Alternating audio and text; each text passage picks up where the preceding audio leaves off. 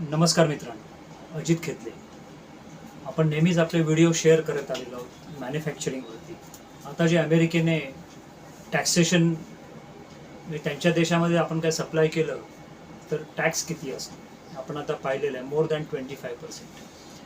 मग त्यांनी आउटसोर्सिंगच बंद केलेलं आहे. याचा अर्थ काय आहे की आपल्या भारताच्या मोठ्या कंपन्या ज्या सॉफ्टवेअरमध्ये अमेरिकेमध्ये आहेत त्यांना तिकडच्या कंपन्यांनी आउटसोर्सिंग करायचं नाही.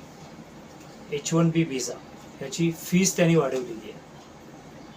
याचा पण अर्थ असा होतो की त्यांना त्यांच्या देशातले जे उद्योजक आहेत त्यांना काम द्यायचं आहे, त्यांना वरती आणायचं आहे.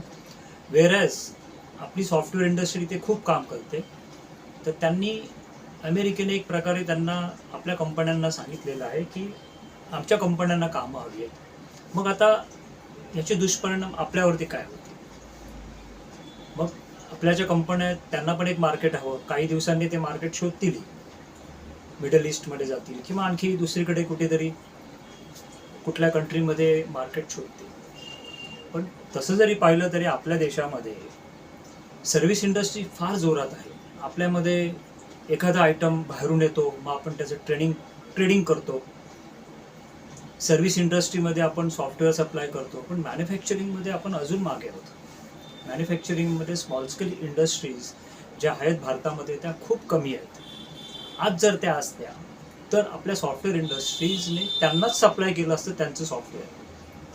बरेचसे देश आपल्या भारताकडे येतात आणि सांगतात की तुमचं लेबर हवं आहे. आपण जर सगळंच लेबर त्यांना देत गेलो तर मग आपल्याकडे मॅन्युफॅक्चरिंग कोण सुरू करणार? हे महत्त्वाचे मुद्दे आहेत मित्रांनो. त्याच्यावर लक्ष देण्याची हीच गरज आहे. GST माफ केलं आपल्या इंडियन गव्हर्नमेंटने. GST माफ काही ठिकाणी माफ केलेला आहे. 28चा त्यांनी 18 केला, त्याच्यानंतर 5 दोनच स्लॅब आहेत, 5 आणि 18. त्याच्यामुळे काय होणार आहे की जे फायनल प्रोडक्ट कन्झ्युमरला, जे फायनल कन्झ्युमर म्हणजे आपण जे विकत घेतो दुकानातून, ते कमी किमतीत मिळणार आहे.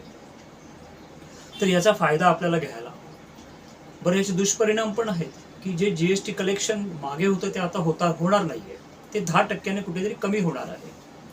म्हणजेच आपल्याला भारतामध्ये जे पैसे लागत होते काही गोष्टींना किंवा रस्ते म्हणा, सेंट्रल गव्हर्नमेंटकडनं जे फंडिंग यायचं स्टेट गव्हर्नमेंटनं, ते 10% कमी येणार आहे. जर ते 10% आपल्याला वाढवायचं असेल तर आपल्याला व्हॉल्यूम देणं गरजेचं आहे. जर किंमत कमी असेल आणि मला जर परवडत असेल तर मी जास्त विकत घेईन. अशा प्रकारे जर केलं तर GSTचा जो डेफिसिट आहे हा ऑटोमॅटिक कमी होणार आहे. भारत हा बऱ्यापैकी इमर्जिंग, म्हणजे बऱ्याच कंट्रीजना कळलं की भारताचं पोटेन्शियल काय, भारताचं स्किल लेबर हे अगदी रशियापासून, जर्मनीपासून जे काही देश आहेत ते आपल्याकडे मागतात. आपल्याकडे काही कंपन्या हायर करतात की ते त्यांना सप्लाय करतील. आता अमेरिकेने तर H1B व्हिसावरती एवढे पैसे लावलेले आहेत की ते पैसे जर तिकडच्या क्लायंटला द्यायचे झाले तर तो आपलं सॉफ्टवेअर घेईल का?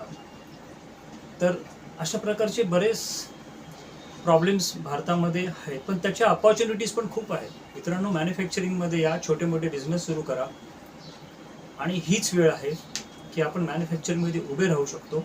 आपल्या देशाचे GDP वाढ. धन्यवाद. थँक्यू.